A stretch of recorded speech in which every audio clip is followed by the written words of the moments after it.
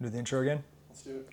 My name is Erick Stevens. I'm 43 years old, and I am yet again making my return to professional wrestling. When I first returned to professional wrestling in 2019, it was inspired by a conversation I had with my wife. We had a few margaritas, we got to talking about our life, and we brought up regrets. And I had some regrets about how I had kind of quit on myself during my initial run in the 2000s. She said, why don't you finish your career on your terms? And I said, you know what, let's give it a shot. Turned out pretty cool.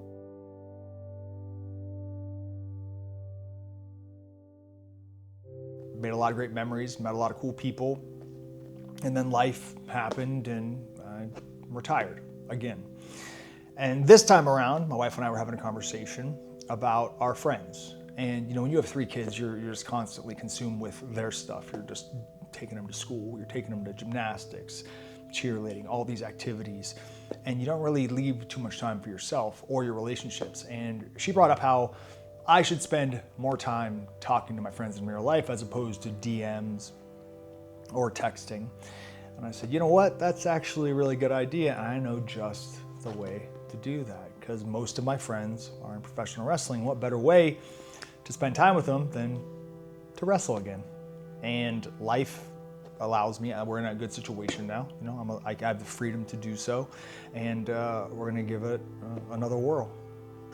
You think it would work the same way? You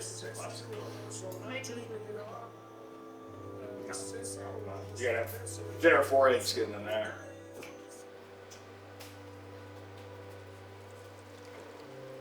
Nice pour, girl. Did we have water? Uh-huh. Yeah. That's mine. That pink is mine. The pink like mine. I'm aware. This is gonna sound like glazing, as the kids say, but I knew when I wanted to come back, I wanted to come back specifically, if nowhere else, to DPW, because in my eyes, DPW is in a lot of ways the spiritual successor to Ring of Honor. When I watch DPW shows, it gives me that Ring of Honor vibe. The fans, how hungry the talent is, just the production values, once again, the aura, as the kids say. It makes me feel like I used to feel when I'd watch those Ring of Honor VHSs back in 2002, and I wanted to be a part of that. Yeah, I'm a big tape guy. I study, and I'm a fan first, but when I flip the switch to become Erick Stevens, the pro wrestler, I need to know what I'm getting into. And so when I started watching DPW shows, I got more and more excited because I looked at the roster and there is nobody there that I wouldn't love to fight. And everybody has these unique skill sets, and they're all so talented and they're all so hungry and hardworking that, and the shows reflect that. Adam Priest, for example, reminds me so much of Jamie Noble, and I think he's a hell of a wrestler. And when Bryan Danielson puts the stamp of approval on you, what else do you need? But I'm gonna give it to Calvin Tankman. Calvin and I have butted heads before in the past, and there's not many things I could say about him that haven't already been said. He's big, he's athletic, he's intense. I'm actually surprised that he hasn't been signed by a major company at this point, but it's their loss is our gain. LeBron Cozone is an absolute stud. I watch him, and that's another guy that I think would fit right in on a major TV product. He's chiseled out of stone, he's strong, and I see guys like that, and I'm like, you know what? I would really like to wrestle that guy. Grizzled Young Veterans are immensely talented, and I was a little butthurt when they beat my boys, but it is what it is. They're the better team.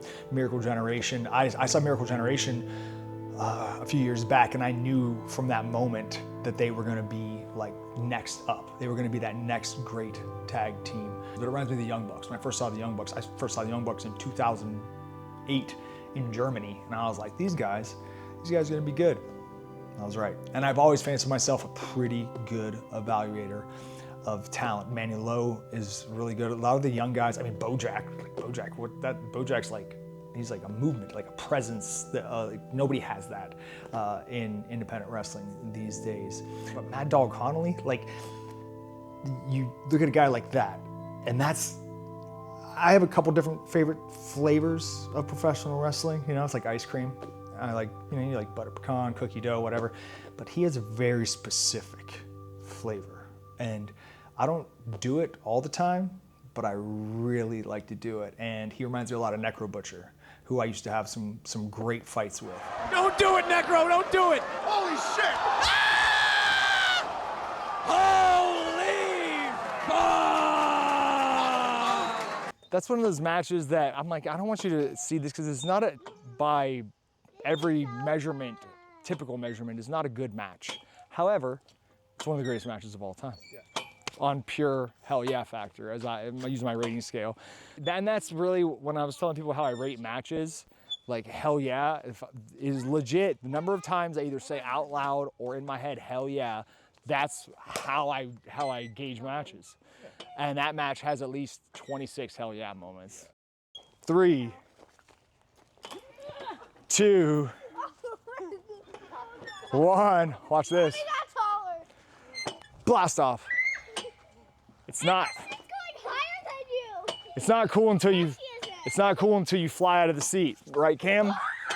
3, 2, 1. Blast off.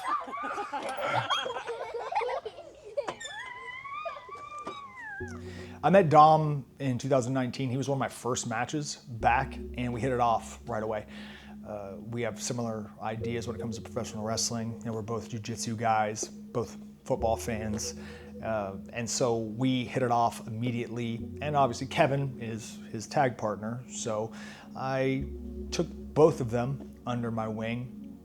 Spent a lot of time with them on the road, grew close to them, adopted them as my pro wrestling sons, and I've had the honor and privilege to mentor them over the past few years, and it's made me so proud to watch them evolve from when I met them to now. You know, just this fledgling tag team to becoming one of the best in the world, and I don't think that's an exaggeration. A lot of people were quick to call them one of the best in America, but I have no problem calling them one of the best tag teams in the world. Emmy, you have to go back that way, baby. Go back that way. Oh. All right, go inside with mommy now, please. Come on, mommy. Cam, go. Go Come on, inside. buddy.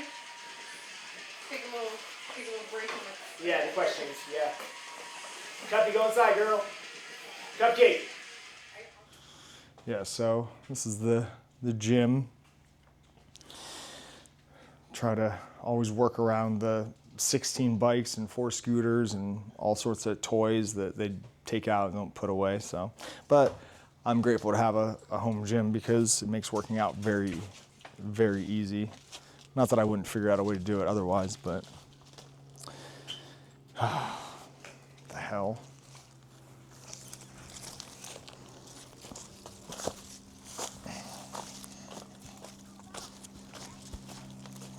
Try to look a little less white trash. Fix this. All right.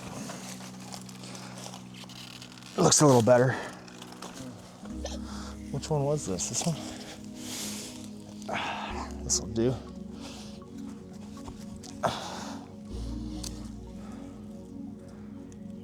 What's this? That's a steak.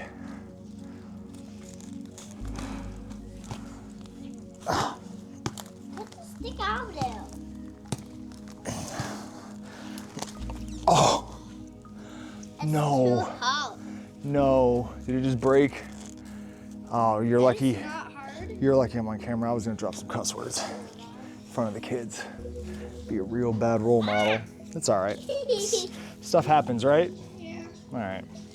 So I have 3 children, and the age range presents different experiences for each one. So my 9-year-old boy, Cam, knows wrestling. He loves wrestling. Huge Will Ospreay fan. We watch AEW together. We watch indie stuff together. We watch WWE stuff together. And he loves it. He thinks it's the coolest thing on earth. I mean, imagine if you're a 9-year-old boy and you go to school and you tell your friends your dad is a professional wrestler. You're not lying. Like you always have that one kid in class that lies about everything. My dad's a professional wrestler. How cool is that? And that makes me really proud to be cool to him, because I know that when he's like 14, I'm going to be the biggest loser on earth. But for right now, it's really exciting. My daughter, my middle child, Brooklyn, she's almost 7. She's actually never seen me wrestle live at an age where she understands what's going on. So that's going to be exciting. And my baby, Emmy, she's going to be 4 in October, and she doesn't really know what's going on, but she loves me, obviously, unconditionally, and anything I'm doing, she's interested in. My wife's probably the least excited because she's an adult and she knows what goes into professional wrestling, and she knows how hard it is on my body. And so she's kind of just, cautiously optimistic. She's excited for me, but she is worried that I'm going to get hurt, which part of the job. I mean, I'm going to get hurt. I'm 43, I'm not indestructible. But for as much as they, like right now, in this moment, in this comeback, that they're excited about me wrestling, I want to demonstrate to them that first off, like, quitting on yourself is one of the worst things you can ever do. I did that before. In 2010, I quit on myself, and I stopped myself short of exploring my full potential as a professional wrestler. And I do have some regrets about that, but there's nothing I can do. I can't go back in time. I can't change that. And I never want my kids to feel that pain of quitting on themselves. So I want to show them that as long as you can keep doing something, that it's never too late to become what you were supposed to. And it's really important to me that I do this to the best of my ability, that I give it 100%. And show them what's possible, and that I think when they're older and I tell them the story about how this all happened and how it went down, I think they'll gain a little bit of a new appreciation for me.